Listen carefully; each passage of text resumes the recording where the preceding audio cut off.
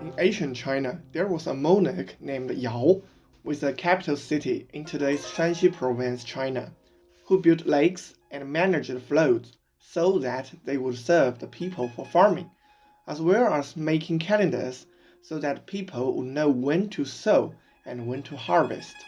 For all that he did, he served his people and was loved by them.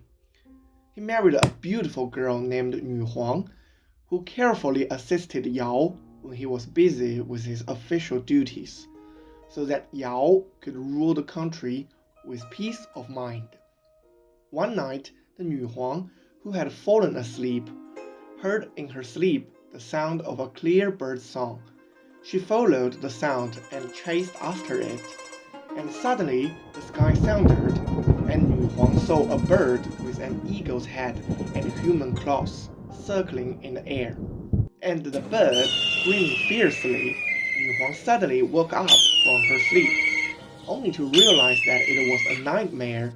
She later found out that she was the one who was pregnant, and 10 months later she gave birth to a boy, who was different when he was born, and cried extraordinarily loudly. Thus was born a son, Danzhu. As an aside, in Chinese, Dan and Zhu both mean red. Danzhu grew up with a violent personality, crying and screaming when things went wrong. And when he grew up, he became even more violent and tyrannical, doing everything he could. Danzhu's followers were obedient to him, and the silent misbehavior would lead to a serious trouble.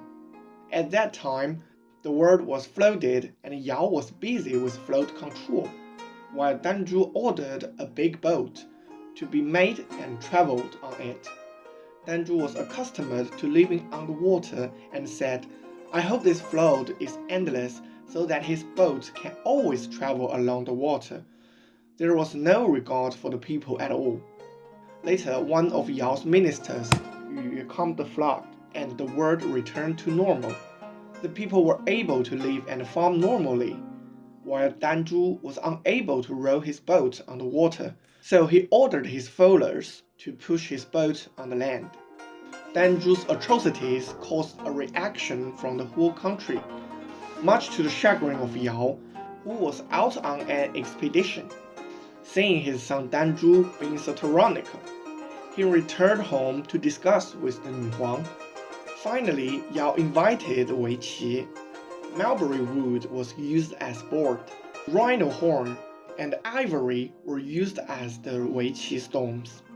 At first, Danzhu found Weiqi interesting, but soon got tired of playing it and continued to be tyrannical as usual. Yao was completely disappointed with his son and decided to pass the throne to Shun, while his son Danzhu went to the south to become a vassal. Danzhu was dissatisfied with his father's way and rebelled with the southern Sanmiao tribes. Yao foresaw that Danzhu would rebel, so he deployed his troops early and went to the south personally to equal rebelling, which was eventually resolved, while the tyrannical Danzhu died in the war.